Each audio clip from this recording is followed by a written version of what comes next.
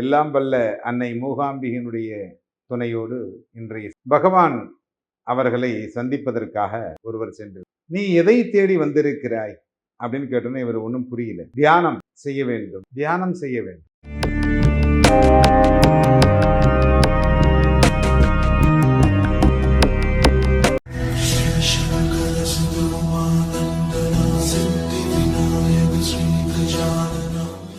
பரசுராம பரசுராம ஜமதக்னி ராமா பரசுராமா பரசுராமா ரேணுகா ராமா.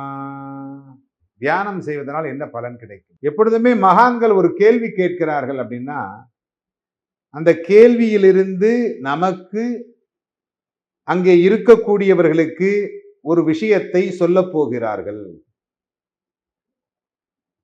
ஒரு கேள்வி கேட்கிறாங்கன்னா அந்த விஷயத்தை, அந்த கேள்வியிலிருந்து நமக்கு ஒரு பதிலையும் நமக்கு ஒரு முக்கியமான விஷயத்தையும் சொல்லிவிடுவார்கள்.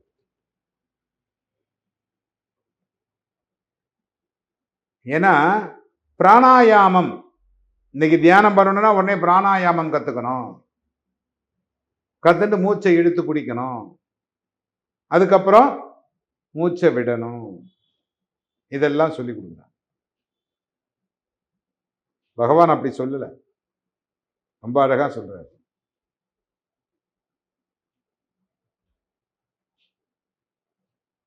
ஏன்னா இந்த தியானம் அப்படிங்கிறது நீ கற்றுக்கொள்வதினால் என்ன பலன் கிடைக்கும்? ஏன்னா இப்ப ஒவ்வொருத்தவங்களுக்கும் ஒவ்வொரு விஷயத்தை இறைவன் கொடுக்கிறான், ஒவ்வொரு இடத்திலே ஒவ்வொருவரை ஆட்கொள்கிறான். பட்டினத்தாரை எப்படி ஆட்கொண்டான் உங்களுக்கு தெரியும், ஞானசம்பந்தரை எப்படி ஆட்கொண்டான் என்பதும் தெரியும். ஞானசம்பந்தர் குழந்தையாக இருக்கிற பொழுது பாலை கொடுத்து ஆட்கொள்ளுகிறார்.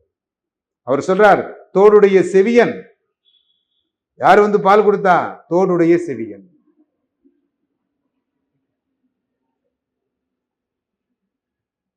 அந்த தோடுடைய செவியன் தான் எனக்கு பால் கொடுத்தான்.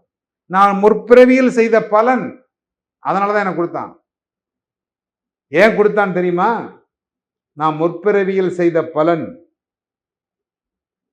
எனக்கு, அதனால இந்த பாலையும் கொடுத்தான் அப்படின்னு சொல்றார். அந்த மாதிரி இறைவன் எப்பொழுது ஆட்கொள்ள வேண்டும் என்பது அவனுக்கு தெரியும்.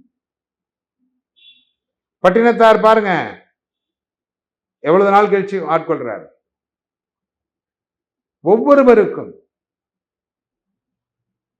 ஒரு காலம் இருக்கிறது, அப்பொழுதுதான் உங்களை இறைவன் ஆட்கொள்வான். கடைசி வரைக்கும் இறைவன் இல்லை என்று சொன்னவர்களும் இருக்கிறார்கள். கடைசி நேரத்தில் இறைவன் இருக்கிறான், என்னை காப்பாற்றுவான், நான் அவனிடத்திலே சரணாகதி அடைவேன் அப்படின்னு சொன்ன பெரியோர்களும் இருக்கிறார்கள். யாருடைய காலிலே விழ வேண்டும் என்பதையும் நாம் தீர்மானிக்க முடியாது. யார் நமக்கு ஞானம் வழங்கப் போகிறார் என்பதையும் நாம் தீர்மானிக்க முடியாது. யார் நமக்கு குருவாக இருக்கிறார் என்பதையும் அவன் தீர்மானிக்கிறான். அப்படித்தான் பகவான் சொல்றார். ஞானம் என்பது எங்கிருந்து கிடைக்கும், எப்பொழுது கிடைக்கும்?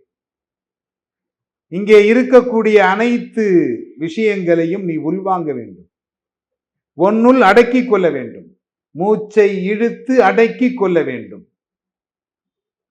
இது எல்லாம் வெளியில் விட்டுவிடக்கூடாது. ஆசை என்கின்ற அந்த பேராசை என்கின்றதும் வெளியில் வந்து விட்டால் இந்த உடம்பிற்கு சுகங்களை தேடி கொடுத்துவிடும். அதனால் இங்க இருக்கக்கூடிய லௌகிக வாழ்க்கையில் நாம் திளைத்து விடக்கூடாது. உணவாக இருந்தாலும் அந்த உணவு உனக்கு உயிர் வாழ்வதற்காகத்தான் இருக்க வேண்டும், சுவைக்காக இருக்கக்கூடாது. உயிர் வாழ்வதற்கு எது தேவையோ அதுதான் உனக்கு இருக்கும். அப்படி இருந்தால்தான் லௌகீகமா உனக்கு வாழ்க்கைகள் நல்ல விதமா இருக்கும். பகவான் அதை தான் சொல்லுகிறார். மூச்சை இழுத்து அடக்குகிற பொழுது உன் வாழ்க்கையில் நடந்த எல்லா நிகழ்வுகளையும் அடக்கிவிட வேண்டும். மூச்சை விடுகின்ற பொழுது இந்த மூச்சு இறைவனுக்காக என்று இருக்க வேண்டும். எல்லாவற்றையும் மறந்துவிடும். அப்பொழுதுதான் ஒரு ஞானம் பிறக்கும். எல்லாம் இறைவனிடத்திலே சென்று சரணாகதி அடைகின்ற நேரம் வரும். அப்பொழுதுதான் ஞானம் பிறக்கும். இறைவன் ஒருவனே, அவனிடத்திலே நாம் சங்கமிக்க வேண்டும். நமச்சிவாய மந்திரமாக இருந்தாலும், நமோ நாராயணாய நமகா என்றிருந்தாலும், ஆனால் அதை உள்வாங்குகின்ற விதம் மிக முக்கியமானது. அதை உள்வாங்கி நம்முள் இருக்கும் இறைவனை நாம் தேடி அமைதியாக வேண்டும். அப்படி அமைதியாகின்ற பொழுது இந்த தியானம் அப்படிங்கிறது உங்களுக்கு தன்னால வந்து சேரும். இந்த தியானம் தன்னால வந்து சேர்கின்ற பொழுது யோக நிலையை அடைவார்கள். அப்படி யோக நிலையை அடைகின்ற பொழுது அவர் ஞானம் பெற்று யோக நிலை அடைந்து இறைவனுடைய பார்வையில் நீங்கள் வருவீர்கள். எல்லாவற்றையும் துறக்க வேண்டும். துறப்பது என்பது ரொம்ப கஷ்டம். அதற்குத்தான் மூச்சை இழுத்து அடக்கி, எவ்வளவு நேரம் அடக்கிறோன்றதை பார்க்கணும். அடக்கி, இதற்கு பிறகு இதெல்லாம் ஆசைப்படக்கூடாது என்பதை அடக்கி, இதையெல்லாம் செய்யக்கூடாது என்பதை அடக்கி நாம் மூச்சு விட வேண்டும்.